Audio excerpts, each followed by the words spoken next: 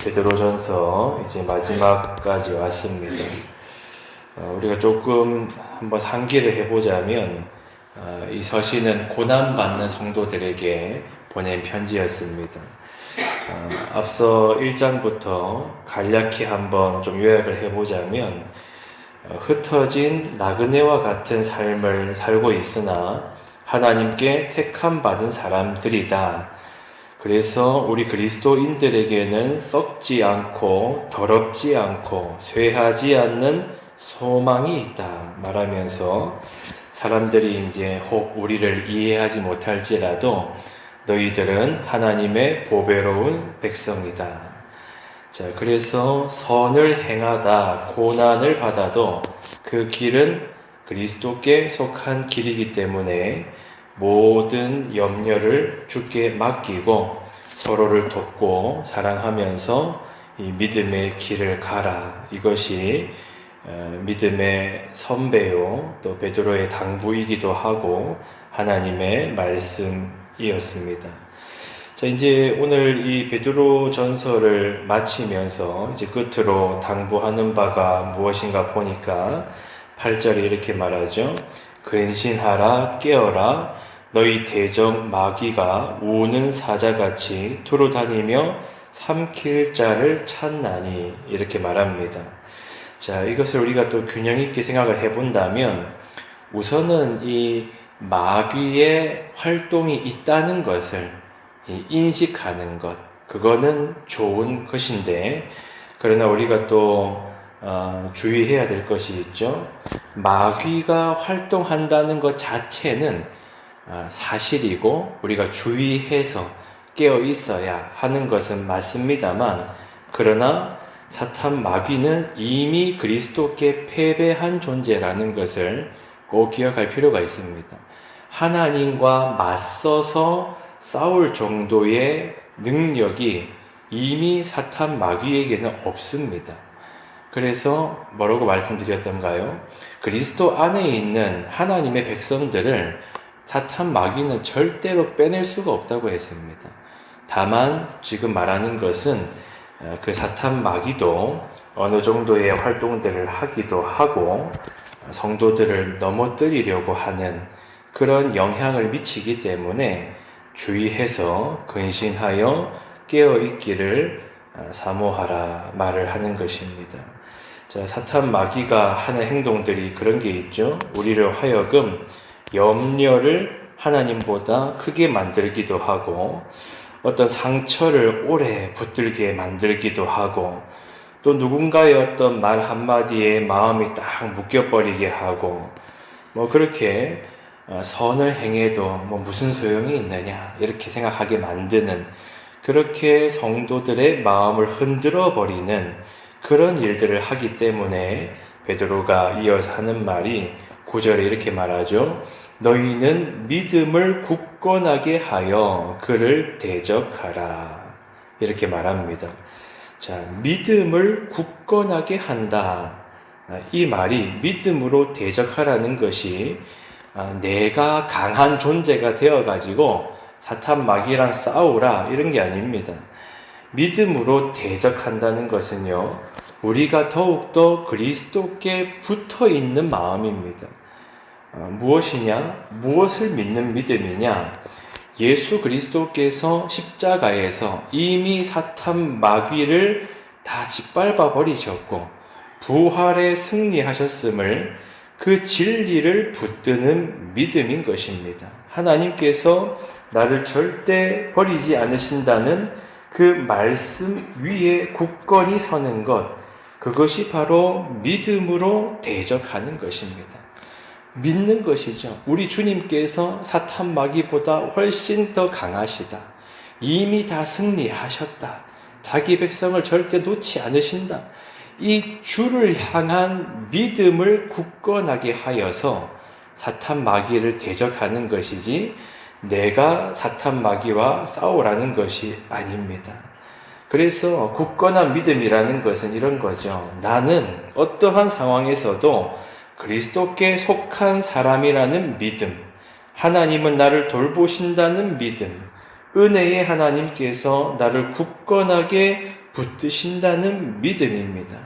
그래서 이 믿음을 굳건하게 하여 사탄 마귀를 대적하는 것이고, 그리고 동시에 생각하는 것은 내가 참 때로는 힘들고 어려울 때 나만 힘든 것이 아니고 우리 믿음의 다 동지들이, 우리 동역자들이, 우리 지체들이 다들 고난 속에서 살아가고 있다.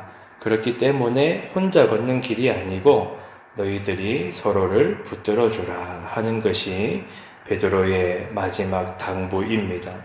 자, 그리고 10절에 중요한 말씀이 나오는데, 자, 모든 은혜의 하나님 곧 그리스도 안에서 너희를 부르사 자기의 영광에 들어가게 하시니가. 자, 우리를 붙드신다 이것인데, 모든 은혜의 하나님이라는 말을 주목해 보십시오. 모든 은혜의 하나님. 무슨 말이냐면, 처음 우리를 부르신 것도 하나님의 은혜고, 죄인을 살리신 것도 하나님의 은혜고, 고난 속에서 견디게 하시는 것도 하나님의 은혜고, 무너진 마음이 있을 때가 있지만 그 무너진 마음을 일으키시는 것도 하나님의 은혜고, 마지막까지 세상 끝날까지 붙드시는 것도 하나님의 은혜다. 그래서 모든 은혜의 하나님이라고 부르는 겁니다. 처음부터 끝까지 모든 여정들을 붙들어 인도하시는 은혜. 그래서 모든 은혜의 하나님을 기억하라 말합니다. 그리스도 안에서 우리를 부르셔가지고 때로 우리 삶에 고난이 있지만 그 고난은 영원한 것이 아니고 잠깐이라고 말하고요. 또 분명하게 10절 하반부에서 말씀하죠. 너희를 친히 온전하게 하시며 굳건하게 하시며 강하게 하시며 털을 견고하게 하시리라. 이것이 우리의 확신입니다. 우리가 스스로 온전하게 되는 것도 아니고요. 내가 스스로의 힘으로 굳건해지는 것도 아닙니다. 그러나 하나님께서 친히 하신다는 것입니다. 모든 은혜의 하나님께서 처음부터 은혜로 부르신 분께서 인도하시는 것도 하나님이시고, 우리가 흔들릴 때 붙드시는 것도 하나님이시고, 굳건하게 하시는 분도 하나님이시기 때문에, 그래서 우리의 소망이신 분께서 우리를 붙들고 계시니, 그래서 베드로가 말하는 것이, 자, 우리 사랑하는 믿음의 후배님들, 이 은혜에 굳게 서서 하나님과 동행하면서 이 길을 가라 말하는 것입니다. 그게 12절의 중반부에 나와 있죠. 12절 중반부에 보면은 하나님의 참된 은혜임을 증언하노니 너희는 이 은혜에 굳게 서라 말합니다. 자, 그래서 그리스도 안에 있는 모든 이들에게는 평강이 있을지어다.